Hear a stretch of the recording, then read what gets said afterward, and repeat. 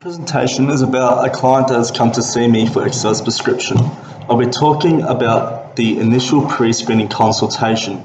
Reading colleagues say the goals of exercise pre-screening process are to identify individuals with one, who should receive medical clearance before participating in exercise, two, with clinically significant diseases who may benefit from participating in medically supervised exercise programs, and three, with medical conditions that may require exclusion from exercise programs until those conditions are abated or better controlled.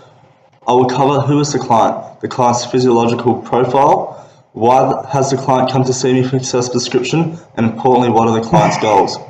Then I'll describe the needs analysis. This will include what does the activity look like, what does an athlete who participates in the sport look like. This will include the anthropometrics, physiological profiles, movement patterns, and the intensity of the activity that the client wants to participate in. The information that will determine the needs analysis will all be based on peer-reviewed evidence.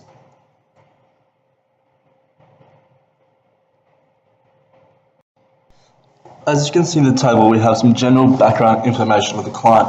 The client is a 28-year-old male that weighs 71.5 kilograms, is 184 centimeters in stature, and has a BMI of 21.11, which is in the healthy range according to Gallagher and colleagues. Is a full range of motion and a resting blood pressure of 120/85, which is also in the healthy range according to Ramachandran and colleagues. The client cannot afford to go to a local gym, therefore this needs to be taken into account when prescribing exercise. The client came and saw me in March 2017 and filled out the QT Health Clinic's initial consult form. The client then filled out the ESSA pre-exercise screening form, which I'll go into more detail shortly.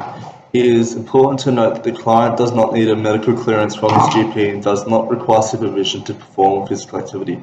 The client's physical activity status meets the current recommendations.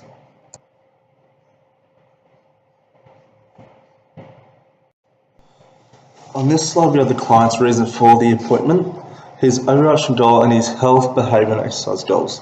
The client came to me as he would like to change sports from cycling to rugby league. However, he doesn't know what to do physically to get his body prepared. It is important to note that he's changing from a non-contact sport to a heavy contact power-based sport, as contact sports have a greater risk of injury according to Hootman and colleagues. The client's overarching goal is to play rugby league successfully at a local club level with reduced risk of injury due to body composition. In other words, having a standard body composition of a rugby league player to reduce the risk of injury. The client's health goal is to put on weight, particularly for muscle mass, in a healthy manner. His behaviour goals are to adhere to prescribed exercises and to follow advised dietary plans. Some interventions may be needed to ensure this. Finally, his exercise goal is to increase strength, particularly in the upper body, while maintaining speed and agility in the lower body. These goals are relevant to the overarching goal of having a higher body composition and increased muscle mass.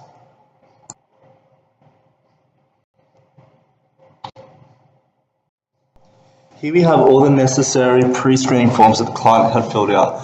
As you can see, the client has no health issues and no predisposing issues that were found in the pre-screening forms. The client does not need a medical clearance and can exercise without supervision. In this table, we have the client's physiological profile and body composition. It is important to note that these profiles are only estimated. Our particular is basal metabolic rate, resting metabolic rate, estimated daily energy requirements, and predicted kilocalorie intake after he filled out the Bouchard physical activity record. Additionally, I estimate his body fat percentage after skin folds using the Siri and Brozak equations. The client's percentage of body fat is on the lower scale, so it's important to note for his prescribed exercise and dietary plans.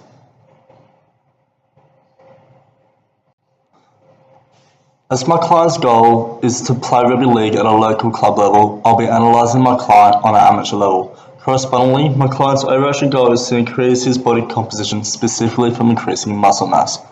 An overview, according to Gabbett and colleagues 2007, say that rugby league is an international collision sport played at an amateur, semi-professional and professional levels. A typical senior rugby league match, which my client will be playing, lasts 80 minutes, with frequent intense bouts of running and tackling interspersed with short periods of recovery. Rugby league is a sport where different energy systems and physiological elements are used throughout the game. Coots and colleagues say the sport requires a combination of high muscular strength, power and flexibility, and also high aerobic and anaerobic capacities.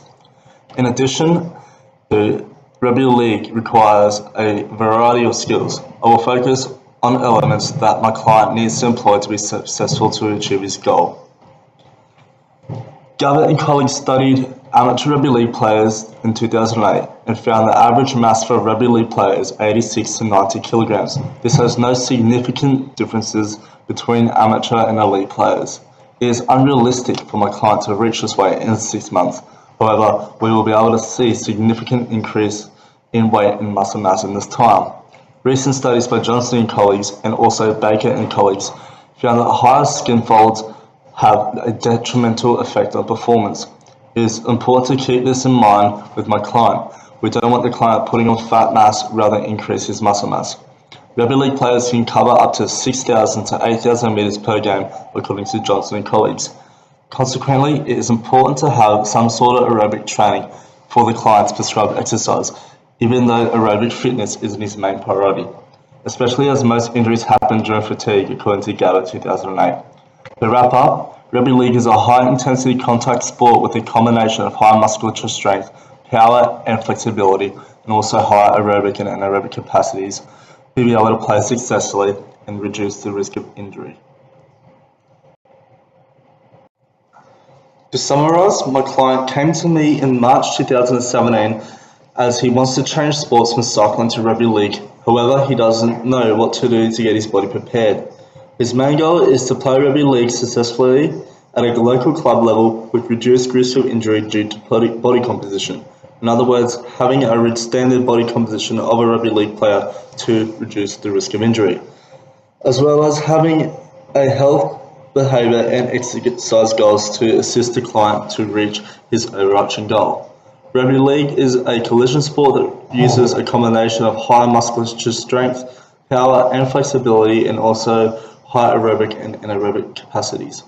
The next phase or the action plan for my client will be to do physical testing, particularly strength tests. This will give me an indication of where my client currently is, and then I can develop an exercise prescription plan for my client to reach his goals.